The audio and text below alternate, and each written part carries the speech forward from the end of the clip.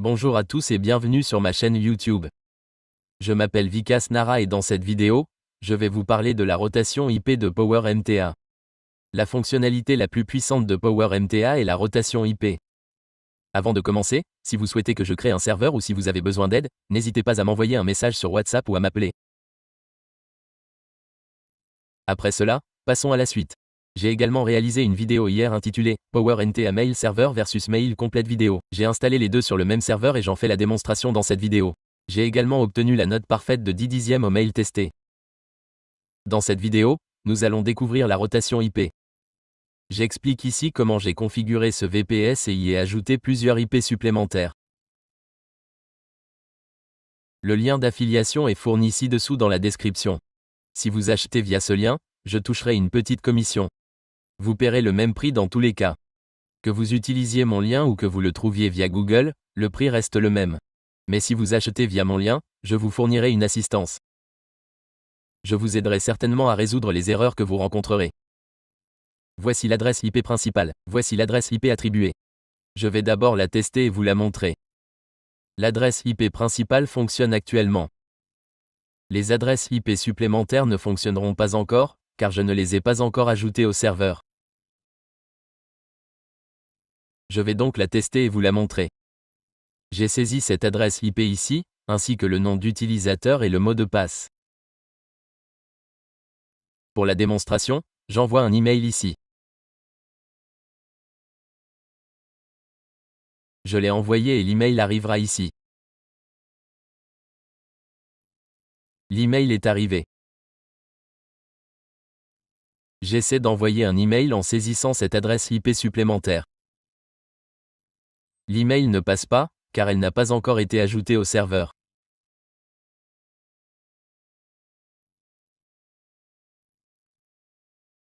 Le véritable processus de rotation des adresses IP commence. Vous devez d'abord vous connecter à PuTTY. Je me connecte à PuTTY. Voici mon adresse IP principale. Je l'ai saisie ici et je me connecte.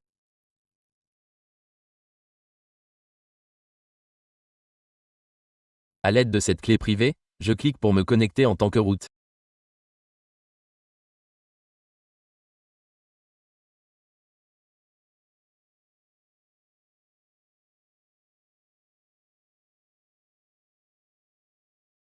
Je saisis mon mot de passe.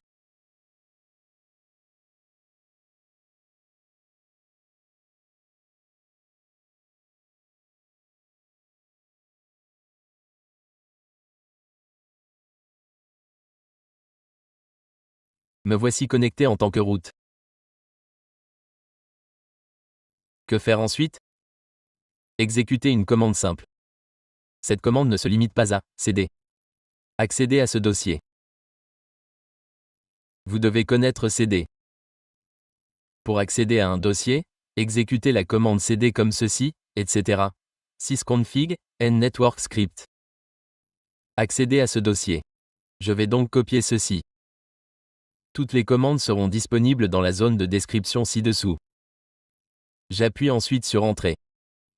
Exécutez ensuite la commande ls. Cette commande répertorie tous les fichiers de ce dossier. Voici le nombre de fichiers qu'il contient. Le fichier le plus important pour moi est celui-ci. Je vais le copier une fois. Ce fichier est donc crucial pour moi. Et voici son nom.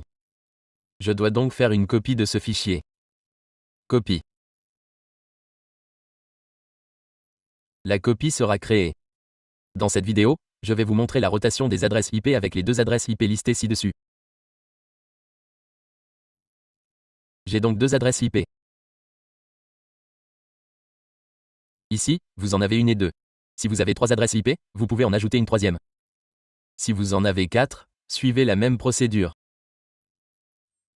Attention aux espaces, qu'il y en ait un ou non. Le fichier principal est celui-ci. Je dois donc en faire une copie. Une commande est utilisée ici. Écoutez, CP signifie « copier ». Quel fichier souhaitez-vous copier? Celui-ci. Et quel doit être son nom après la copie? Après avoir copié ce fichier, nommez-le comme ceci.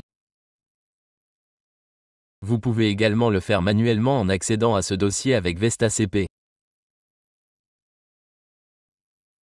Je vais vous montrer cela instantanément, ce sera plus facile pour vous.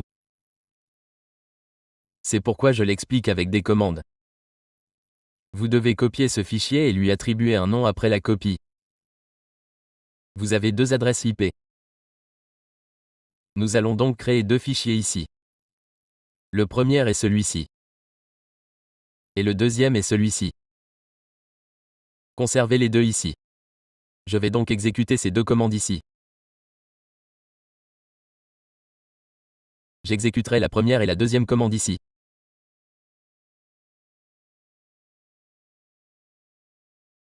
Deuxièmement, je vais maintenant exécuter la commande ls pour vous montrer que les deux fichiers ont été créés.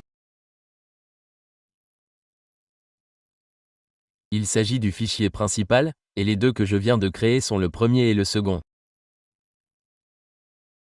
Bon. Je vais vous montrer comment procéder.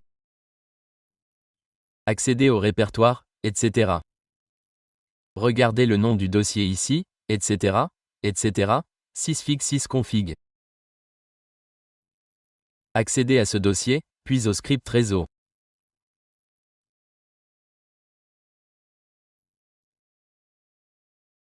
Je vais l'actualiser.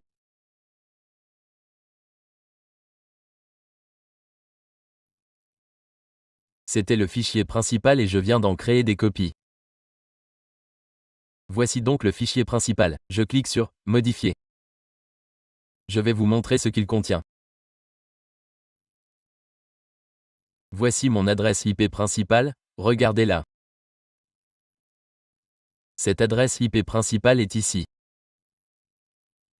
Je vais la laisser telle qu'elle et ouvrir le premier fichier que j'ai créé. Que devez-vous faire à l'intérieur? Copiez votre première adresse IP supplémentaire et remplacez-la ici. Bon. Ensuite, mettez à jour le nom de l'appareil ici. Quel est le nom de votre fichier ici? C'est 1. Bon. Et 1 après cette virgule. Vous devez donc effectuer ces trois modifications. Comme j'utilise deux adresses IP supplémentaires, j'ajoute la première ici. Ensuite, je modifie le nom du fichier ici et je l'enregistre. Une seconde, je copie ceci. L'enregistrement n'a peut-être pas été effectué correctement.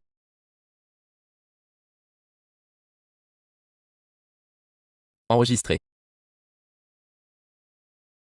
OK. Ensuite, je modifie également le deuxième fichier. Je fais les mêmes modifications ici. Je copie la deuxième adresse IP d'ici et je la colle ici.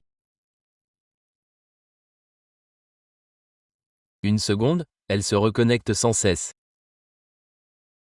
Je la colle ici et je mets à jour le nom du fichier. Vous devez y apporter trois modifications. Ensuite, je l'enregistre à partir d'ici.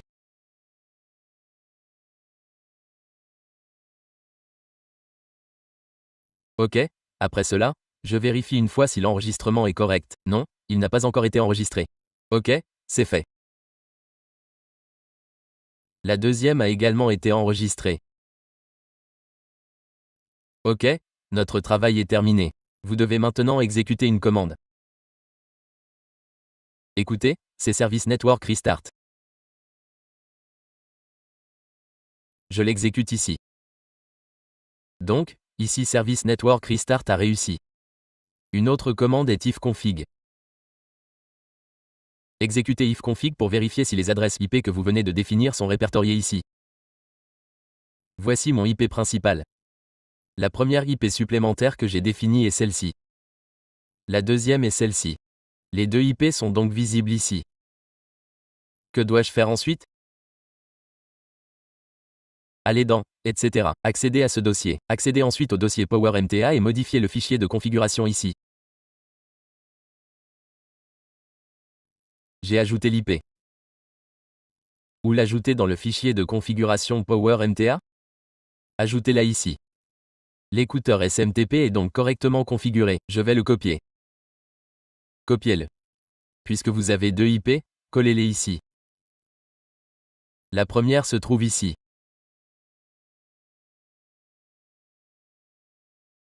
Ajoutez un écouteur SMTP pour chaque IP supplémentaire.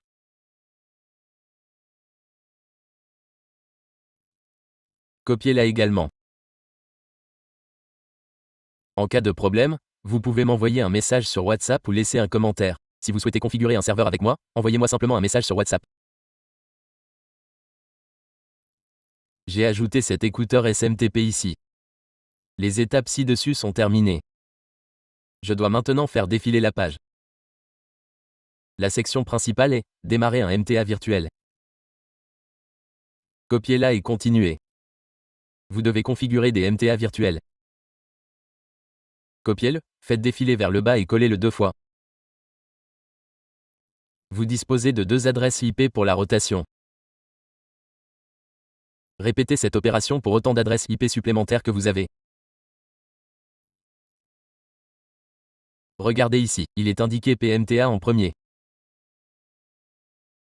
Modifiez-le en deuxième, puis en troisième. Puisque le premier PMTA est votre adresse IP principale pour le deuxième PMTA, ajoutez-la ici.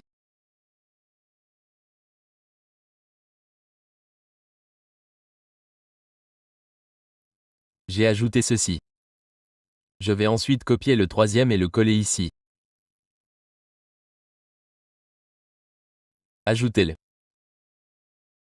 Que devez-vous faire ensuite? Voilà, le premier MTA virtuel est ici. Puisque j'en ai créé 3, ce sont les deuxième et troisième MTA virtuels. Vous pouvez également ajouter le deuxième et le troisième ici. Enfin, vous pouvez également ajouter un nouveau sous-domaine ici. Regardez ici, il s'agit de son serveur de sous-domaine.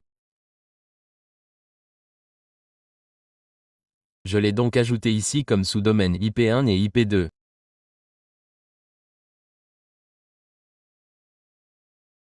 Cela m'aidera à me souvenir de chaque sous-domaine. Ensuite, je l'enregistrerai. Après l'enregistrement, j'ai créé les sous-domaines IP1 et IP2. Je vais les ajouter dans Vesta CP.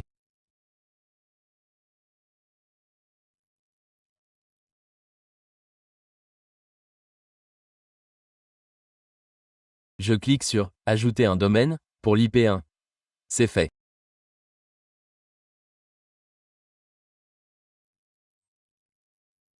Cliquez sur « Ajouter ». Ce sous-domaine est ajouté. J'ai défini l'IP2 ici, je fais de même et je clique sur « Ajouter ». Les deux sous-domaines sont maintenant ajoutés.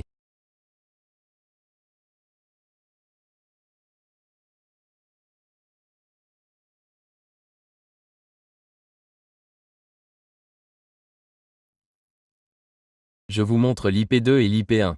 Après cela, les deux seront indexés ici. Je vais d'abord le recharger.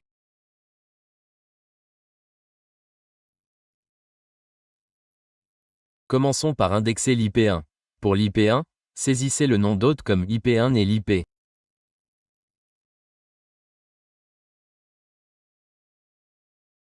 Vous devez le lier à cette IP. Ajoutez-le ici. Je définis le TTL à 600. L'indexation est donc rapide. Pour l'IP2, c'est aussi un sous-domaine. Vous devez donc le connecter. Ajoutez-le ici. Voici son IP.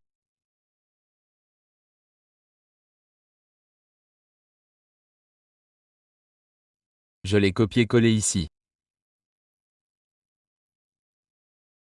J'ai défini le TTL à 600. Voilà, tout est fait.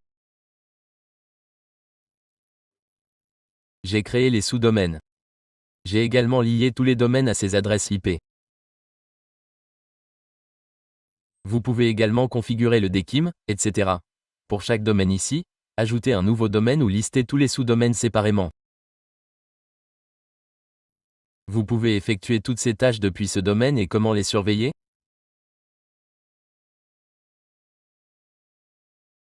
Consultez la rotation des adresses IP ici. Le taux de message maximal est indiqué ici. Voici ce taux. Par exemple, vous pouvez le définir sur 1000 ou 400, la valeur par défaut pour cette adresse IP. Prenons l'exemple de la première adresse.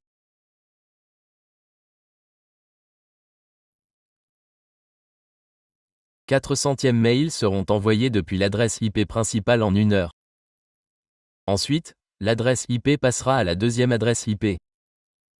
Après 400e mail en 1 heure, l'adresse IP passera à la troisième.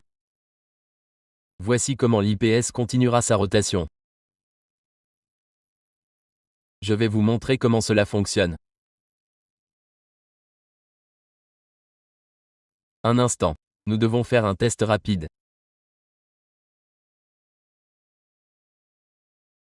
Je vais copier ce domaine. Allez, collez-le.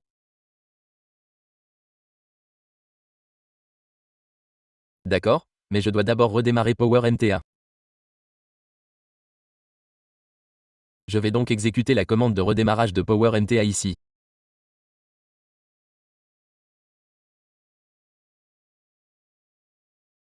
Reconnectons-le.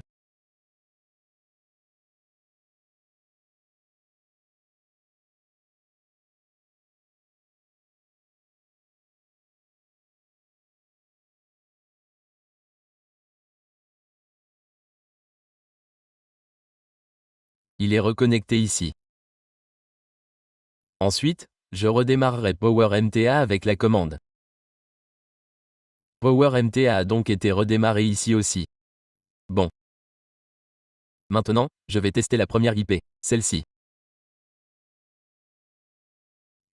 Celle-ci, car je l'ai liée au sous-domaine IP1. Bon, je vais la tester. Je vais l'envoyer ici. L'email a été envoyé avec succès. Bon, il arrivera ici. Il est arrivé maintenant. Bon.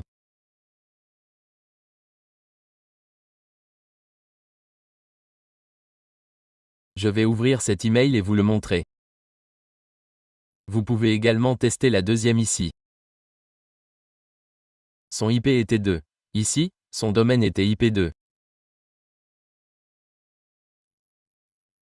Testons celle-ci aussi, car le sous-domaine IP2 était lié à cette IP. Bon, j'ai envoyé celle-ci aussi et l'email est en cours d'envoi. Bon, il affiche ce qu'il affiche. Donc, les deux tâches sont terminées. Je vais également vérifier en saisissant l'IP ici. Parfois, ces IP supplémentaires fonctionnent sur tous les domaines. D'accord. Ça fonctionne aussi avec celle-ci. Et si j'essaie avec celle-ci, ça fonctionne aussi avec celle-ci. Mon travail est donc terminé. Mes IP fonctionnent ici. J'ai ajouté 2 IP supplémentaires au serveur que j'utilise actuellement.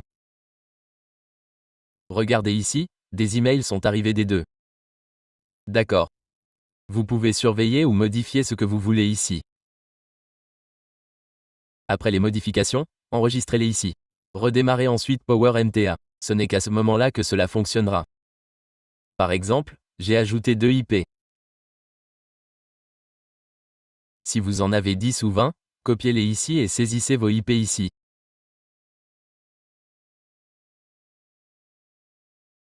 D'accord. Si vous rencontrez des problèmes ou souhaitez que je configure un serveur pour vous, contactez-moi sur WhatsApp. Si vous achetez chez Austin, veuillez utiliser mon lien d'affiliation. Le prix est le même dans les deux cas.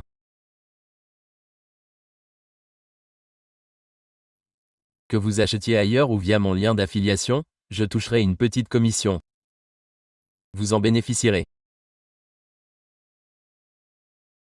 Si vous achetez via mon lien, je ferai de mon mieux pour vous aider en cas de problème. Voilà, c'est tout pour cette vidéo. Si vous n'êtes pas encore abonné à ma chaîne YouTube, n'hésitez pas à le faire. Je publierai bientôt d'autres vidéos de mail marketing. Merci de votre attention.